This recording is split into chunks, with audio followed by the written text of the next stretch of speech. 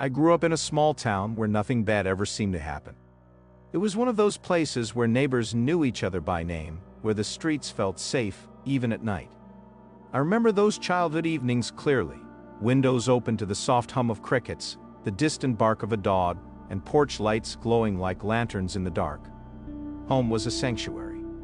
Even being left alone for a few hours never scared me.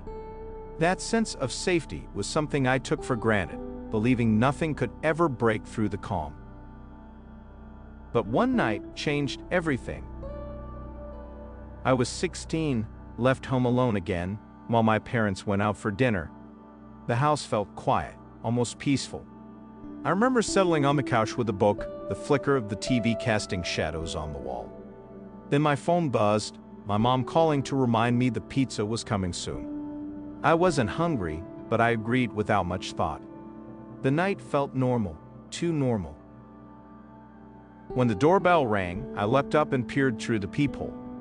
A young man stood there, holding a pizza box, smiling in the uneven porch light. But something about his eyes was off, almost too eager. He asked if anyone else was home, glancing over his shoulder as if expecting someone. That small question shook me more than I wanted to admit. I lied, saying my parents were still here, even though I knew the house was empty. He nodded, almost too quickly, and handed over the pizza without another word. I closed the door and locked it before making my way back to the couch, my heartbeat suddenly loud enough to fill the room. Minutes passed. Then came another knock. I checked the peephole. The delivery guy was standing there again, but this time closer, the smile gone. His eyes held something dark. I whispered into the phone to my mom, who told me to call the police if anything felt wrong. He started tapping on the glass window beside the door, slow, deliberate, like he was testing my resolve. The feeling of being watched surged through me, suffocating and cold. I called 911, voice trembling as I explained what was happening. While I waited for the police, strange noises echoed from the backyard. Footsteps, crunching leaves. It was impossible for anyone to be outside without making noise. Then, faint scratches at the back door. I moved away from the front, heart thudding against my ribs. Suddenly, the power flickered and went out, plunging the house into darkness. My phone screen was the only light I had. The tapping moved from front to back windows, soft but insistent. I grabbed a kitchen knife from the drawer, barely realizing how tightly my hands were shaking. The doorbell rang again, and seconds later, a voice whispered my name. "Let me in." I froze. The voice was familiar but distorted. Panic spiraled inside me as I heard the crunching footsteps retreating. I dared not move, too scared to even breathe. After what felt like an eternity, flashing red and blue lights appeared through the front window. The police had arrived. I unlocked the door quickly, relief flooding me, but it was short-lived.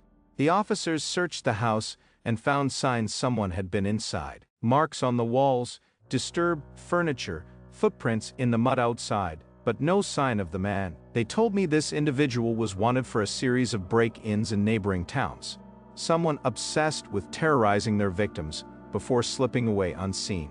I spent that night wrapped in a blanket on the couch, never once feeling the safety of my small town again. The lessons lingered. Trust no friendly face in the night.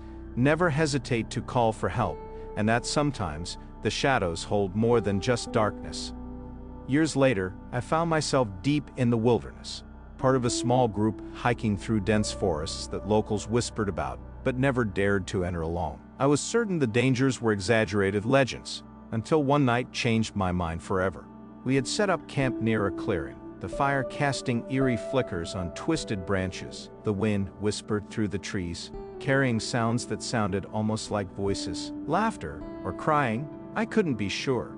Around midnight, I woke to a strange sensation, like someone was watching. My friends were asleep nearby, breathing steady, vulnerable. The forest was alive, but something darker lurked in its depths. Suddenly, a low growl shattered the stillness. I scrambled to grab a flashlight, the beam slicing through the blackness. Just beyond the tree line, two eyes reflected back at me, hungry, unblinking. I froze as the growl morphed into a guttural hiss. I remembered tales of wild wolves attacking travelers, but this was different. The eyes glowed with an unnatural intensity, and the breath I could see steaming in the cold was ragged, menacing. I whispered for my friends to wake up, but panic tightened my throat. The creature lurched forward, melting into the shadows, only to reappear closer, stalking us silently. My heart hammered against my ribs as I reached for a pocket knife, hands trembling. Morning finally broke, and the menacing eyes disappeared with the dawn. We packed up in haste, shaken but alive. That night in the wild taught me how thin the line is between survival and becoming prey, and how alone, even in a group, you can be utterly vulnerable.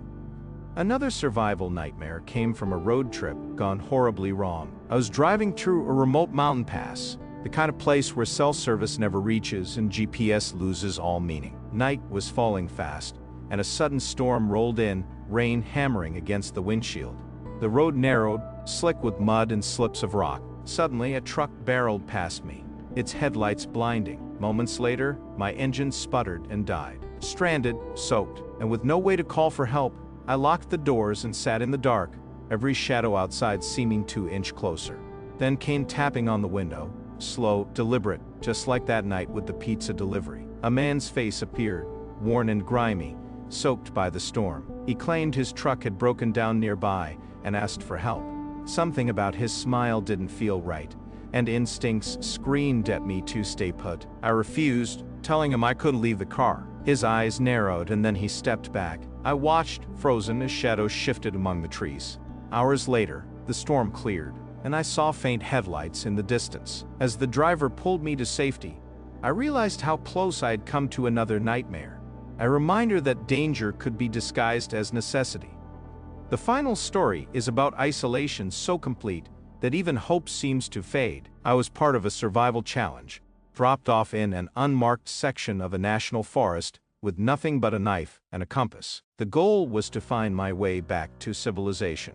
Day after day blended into one long, endless trial. Food disappeared quickly. Cold nights gnawed at my bones, but the worst was the silence. No birds, no wind, just a crushing emptiness that settled into my mind. On the third night, something stirred outside my shelter. Footsteps circled, whispered words, too low to understand but urgent. Panic gnawed at my brain as I realized I was not alone.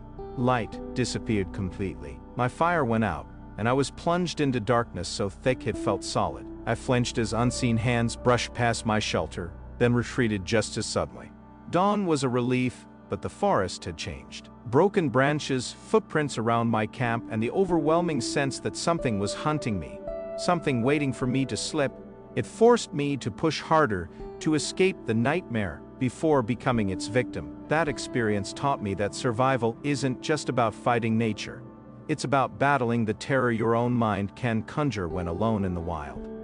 These stories share a thread, the terrifying truth that survival often depends not just on strength or skill, but on confronting fear, isolation, and the unknown. In the wild, or just beyond your front door, dangers lurk in the shadows, testing your will and resolve. Even now, I remember those nights, not just the fear, but the way each nightmare sharpened my senses, forced me to fight harder, and reminded me that sometimes, surviving means more than just living. It means facing the darkness and refusing to let it win.